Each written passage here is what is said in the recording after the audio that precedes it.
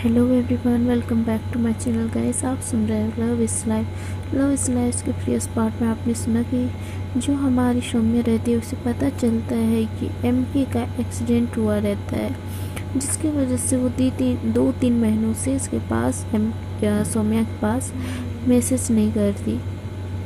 Actually वो हमारी MK जो है कोमा में रहती है, तो उससे कुछ दिन पहले ही होश आया रहता है, लेकिन अनकॉन्शियस थी। अभी कोई ठीक से मूवमेंट नहीं था उसके बॉडी में बिल्कुल भी। बस वो हल्का हल्का अपने पूरे आँखों को हिलाती थी, then up and down just, और अपने हाथों को हिलाती थी, उससे ज़्यादा कुछ नहीं। ना वो बोल नहीं सकती थी, बस पता नहीं उसे क्या होता है कि उसे बोलने की इच्छा ही नहीं रहती। इतना ये रहता है उसके दिल में, पता नहीं क्या रहता है, क्या दर्द रहता है कि वो कुछ नहीं करती। जो हमारी सौम्या रहती है वो सारे जो ये रहते हैं वो उस हॉस्पिटल में आते हैं, यहाँ पे बेंगलोर में आते हैं। बेंगलोर में उस हॉस्पिटल में आते हैं जहाँ पे महक जो है एमके के पास रहती है। तो उसे देख के जो है, एमके को देख के जो हमारी सौम्या रहती है भागती हुई उसके पास जाती है, उसे हग करती है और उसके चिक्स, लिप्स और पूरे फेस को अच्छे से किस करती है। देन उसके हाथ को किस करती है और बोलती है आप कैसे ठीक हो ना, क्या हुआ है आपको, आप इतने दिनों से कहाँ थे, ये एक्सीडेंट कब हुआ है। ऐसे वो लगातार क्वेश्चन पूछ रही होती है। जो महक रहती है वो थोड़ा परेशान होती है, ये लड़की कौन है, क्योंकि महक को नहीं पता रहता कि ये सौम्या एमके की गर्लफ्रेंड है। उसे इस बारे में बिल्कुल पता नहीं रहता। जो महक रहती है वो देखती है कि उसके साथ एचे, हंसिका और सीमा, साम और नेहा, ये भी आए रहते हैं, और साथ में ही हमारी सनाया भी आई रहती है। तो इन सबको देख के वो हैरान हो जाती है, बोलती है तुम लोग यहाँ पे क्या कर रहे हो। तो जो हंसिका रहती है वो भागते हुए उसकी दी के पास जाती है, वो हक कर लेती है, बोलती क्या हुआ है एमके को दी। तो बोलती है आई डोंट नो, पता नहीं किसने किया है, मुझे भी नहीं पता, मैं उसके बारे में बस ये कर रही हूँ, देख रही हूँ कौन है जिसने एमके के साथ ये सब किया है। तो बोलते हैं क्या हुआ था एमके को। तो बोलते हैं एक्सीडेंट हो गया था, पर मुझे नहीं लगता कि ये एक्सीडेंट है, किसी ने जानबूझ के एमके को टक्कर मारी है। अगर एक्सीडेंट होता तो कुछ और ही वहाँ पे जो सबूत है कुछ और ही सारे करते हैं, लेकिन वहाँ के जो सबूत मिले हैं उसके हिसाब से तो कुछ और ही है। रुख में कुछ ये है, बदलाव है। मतलब तुम छोड़ो इसके बारे में, मत जानो कि। तो बोलते बताइए ना दीदी, बोल रही हूँ ना, मत जानो इसके बारे में। तो वो भी एमके के पास आती है, और जो ये रहती है हमारी सौम्या, उसके जो ये रहता है शोल्डर, वहाँ पे हाथ रखती है, बोलते हे डोंट वरी, ठीक हो जाएगी, ऐसे वो बोलती है। और एमके जो है वो सौम्या की तरफ देख रही होती है, लेकिन उसकी आंखों से है थोड़ा थोड़ा आंसू निकल रहे होते हैं, जिसे सौम्या देख लेती है और बोलती है क्या हुआ आपको, क्यों रो रहे हो आप, मत रोइए, मैं हूँ ना आपके साथ, कुछ नहीं होगा आपको, और आपको कुछ होने भी नहीं दूँगी, ऐसे बोलते हैं और उनकी आंखों से आंसुओं को पोंछती है। तो इतने समय डॉक्टर आते हैं, और जो ये रहती है महक, वो बोलते हैं क्या हुआ डॉक्टर, रिपोर्ट कैसे है। तो बोलता है अभी तो नहीं बता सकता कुछ, वैसी है रिपोर्ट जो पहले था, लेकिन अभी थोड़ा सा मूवमेंट आया हुआ है। तो बोलती है, जो एजे रहती है बोलती है कौन सा मूवमेंट है।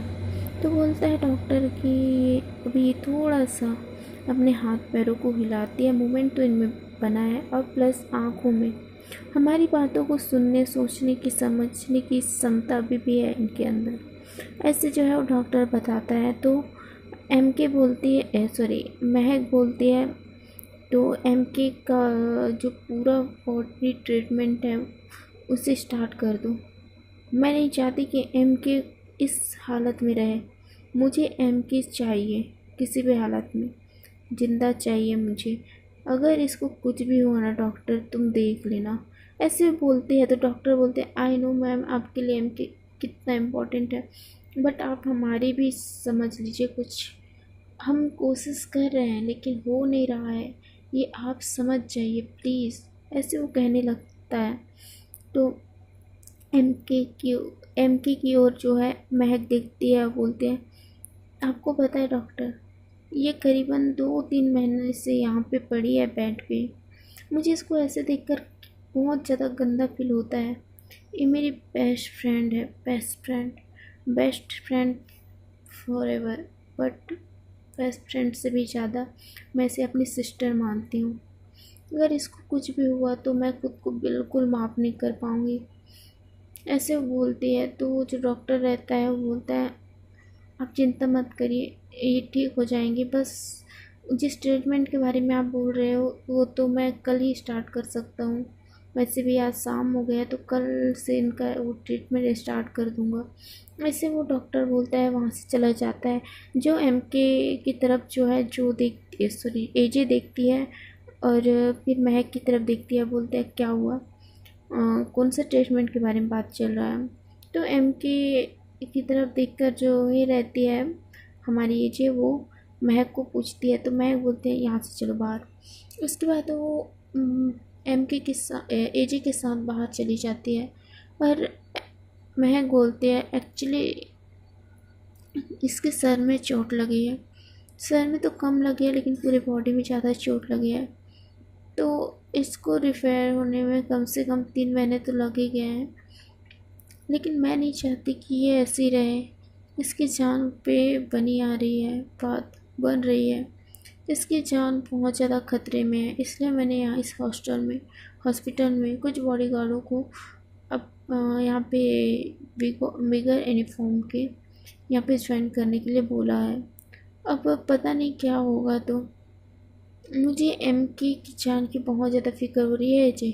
तो एजे बोलते हैं ओके डोंट वरी, कुछ नहीं होगा, मैं भी हूँ साथ। मैं कोशिश करती हूँ कि किसने जो है एमके पर ऐसा हमला किया है। ऐसे जो है एजे बोल रही होती है। तो महक बोलते हैं ओके। तो जो एजे रहती है वो महक को बोलते हैं क्या कोई सबूत मिला है हाथ में। तो बोलते हैं हाँ मिल गया है, एक वाच का टुकड़ा मिला है। जो लगता है जो वाच टूटा है उसके हिसाब से लगता है कि जिस बंदे के साथ जो एमके है इनके बीच जो हाथापाई हुआ था वो उसी का वाच होगा ये, क्योंकि एमके का वाच तो सही सलामत था, तो उसी का वाच होगा। देन नेक्स्ट है उसके जो ये रहता है, मतलब वो क्या चेन इनसाइड जो है वहाँ पे मिला था। एमके तो चेन नहीं पहनती, मतलब उसी का होगा। उनमें से आई थिंक मुझे अब पता नहीं कितने बंदे होंगे, लेकिन अगर एक ही बंदा होता तो एमके उसे आराम से हरा पाते, उसके लिए तो मामूली बात था ना। तो एजे बोलते हैं जिसके हिसाब से तुम बता रही हो कुछ ज़्यादा ही लोग थे वहाँ पे, चोट कहाँ कहाँ पे आई है। तो महक बताते एक सर के पास बैक, देन बॉडी में तो फूल आया है चोट, बहुत गंदे तरीके से मारा है इसे उस इंसान ने। अगर उसके बारे में पता चला ना तो उसे ज़िंदा गाड़ दूंगी मैं, जिसने एमके के साथ ये किया है। ऐसे जो है महक बोल रही होती है एजे को। तो एजे बोलते हैं डोंट वरी, मैं भी पता लगाती हूँ कि एक्चुअली में है कौन जो एमके से बदला लेने आई है या आया है। ऐसे वो जो एजे रहती है वो बोलती है। तो महक बोलती है आई डोंट नो क्या ये मेरे लिए आया है, क्योंकि उस बंदे को पता ही होगा कि एमके मेरी कमज़ोरी है। एमके और मैं साथ में रहते हैं, इसलिए क्या इस पर हमला। तो एजे बोलते हैं डोंट वरी, जो भी होगा देखा जाएगा, यू जस्ट रिलैक्स ओके। ऐसे बोलती है और कहती है इस बारे में अंदर किसी को पता नहीं चलना चाहिए। जो सनाया रहती है उस सारी बातें को सुन लेती है और बोलती है एमके क्या मैं इसके बारे में पता लगाऊं। तो एमके के बारे में पता लगाऊं। तो एजे बोलते हैं क्या सनाया बोलते हैं मैम के बारे में सब कुछ पता लगाऊंगी, अगर जिसने भी इस पे हमला किया ना उसके बारे में पूरी जानकारी पूरी डिटेल मैं हासिल कर लूँगी, डोंट वरी।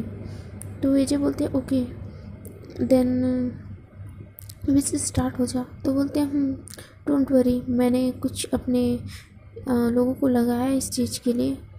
अब इतना टाइम हो गया तो कुछ ना कुछ हाथ तो लगा ही होगा ना उनके। शाम तक का टाइम है, नहीं कल मॉर्निंग का टाइम है, कल मॉर्निंग तक हो सके तो बता देंगे। मैं बार और कॉल करके देखती हूँ कि कुछ पता चला या नहीं। ऐसे जो है सनाया बोलती है। ऐसे कॉल में बात करते करते जो सनाया रहती है वो ऐसे चल रही होती है अपने मोबाइल को देखते हुए। तो सामने से एक इंसान आ रहा होता है और जो सनाया रहती है वो इधर उधर ना देखते हुए सीधा चलती ही जा रही होती है। तो ये दोनों के बीच में टक्कर हो जाता है और वो नीचे गिर जाता है। जो ये रहता है इंसान रहता है और उसके ऊपर जो हमारी सनाया गिर जाती है। गलती से इन दोनों के लिप्स जो है एक दूसरे के लिप्स को टच कर लेते हैं और इन दोनों की जो आँखें हैं बड़ी हो जाती हैं। तो एजे जो है वहीं पे खड़ी रहती है पर उसको नहीं देखती क्योंकि वो दरवाज़ा ओपन करके अंदर चली जा चुकी रहती है। तो सनाया जो है उसकी आँखें जो है उसकी आँखों से मिल जाती है तो बहुत ज़्यादा उसे देखने लगती है और सामने वाला भी इंसान भी उसे बहुत देखने लगता है। इनकी जो किस रहती है करीबन 3 से 4 मिनट तक वैसे ही रहता है। तो वहाँ से एक ये रहता है आता है वार्ड गर्ल इनसाइड, वो इनको ऐसे देखता है और बोलता है मैडम आप ठीक हो ना। इनकी किस को ये नहीं देखता क्योंकि ये पीछे से आ रहा होता है तो इनकी किस ये नहीं देख पाता, गौर नहीं कर पाता इनकी किस के ऊपर।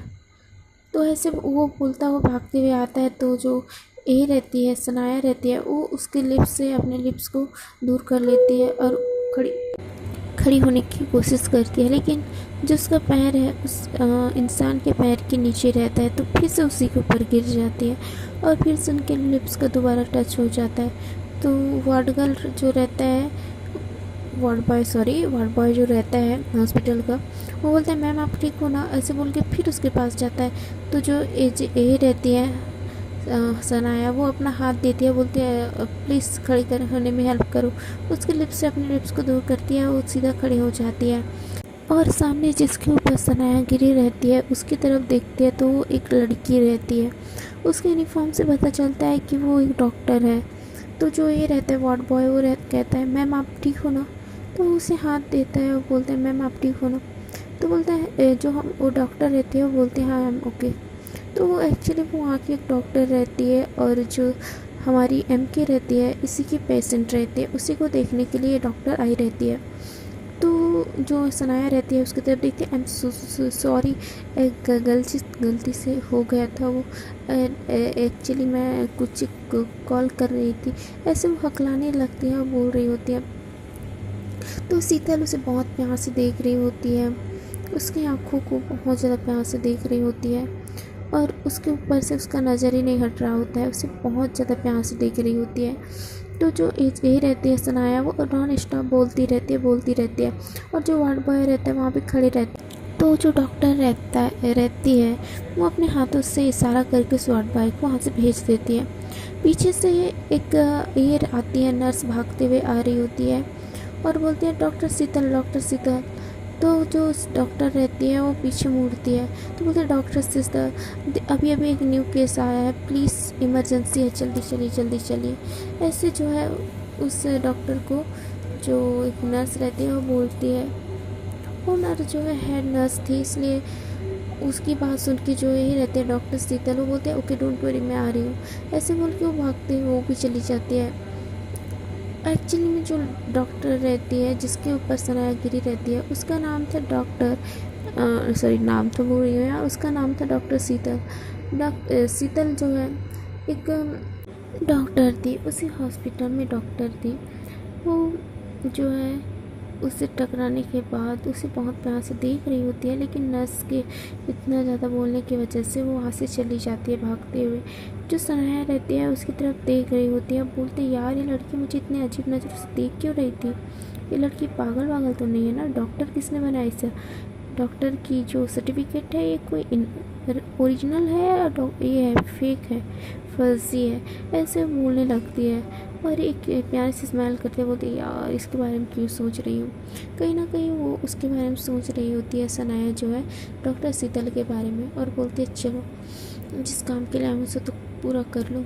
ऐसे बोल के वो एक बंदे के पास कॉल करती है, बोलती है कुछ पता चला। तो बंदा बोलता है यस मैम बहुत कुछ पता चला है आपको मैं सब कुछ बताता हूँ। उसके बाद भाई उसे बताने लगता है कि क्या हुआ था शीतल के साथ। तो ये सब सुन के जो महक रहती है सनाया रहती है वो बहुत ज़्यादा गुस्से में आ जाती है।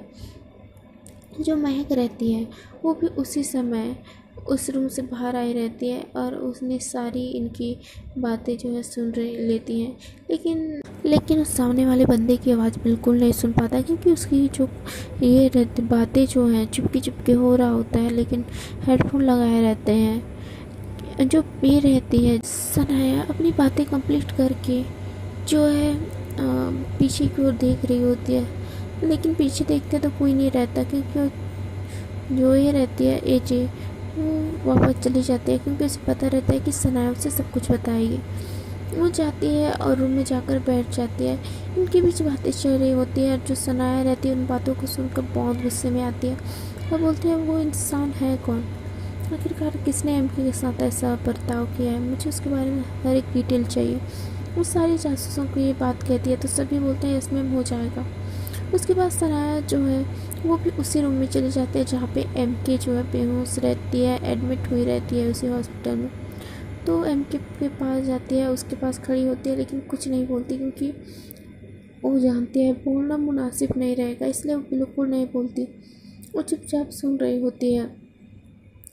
ऐसे कुछ देर बीत जाते हैं, लेकिन कुछ हल्का सा मूवमेंट जो है एजे के अंदर हो रहा होता है। ज़्यादा ये नहीं होता है, मूवमेंट नहीं होता, लेकिन थोड़ा ऐसे लेकिन होता है। ऐसे धीरे धीरे जो है वक्त गुजर रहा होता है और इनका वन वीक से 2 वीक, 2 वीक से 3 वीक होता ही रहता है।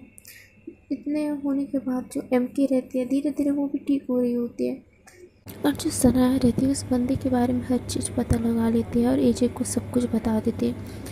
एजे जो है वो जो महक को कॉल करती है उसे भी बारे में सब कुछ बता देती है। ये दोनों मिलते हैं, जो महक और एजे रहती हैं वो मिलते हैं और बोलते हैं ठीक है। और ये दोनों से वहाँ से निकल जाते हैं और सनाया भी उनके साथ चली जाती है। अब वो लोग एक ये में चले जाते हैं, घर में चले जाते हैं। वहाँ पे जाकर कुछ सामान ले लेते हैं वो दोनों, वो तीनों। एंड सॉरी गाइस इसके आगे के मैं स्टोरी नहीं बना सकती, क्योंकि हमारे यहाँ थोड़ा सा ना मैं बिज़ी हूँ और देख रहे हो कि जो पूजा हो रहा है तो थोड़ा प्रॉब्लम क्रिएट हो रहा है। सो हे एवरीवन, इसके आगे भी सुनने के लिए प्लीज़ मेरे चैनल को सब्सक्राइब करिए। ये तीनों किसके पास जाते हैं, किससे बदला लेने के लिए जाते हैं, तो जानना बहुत दिलचस्प होगा।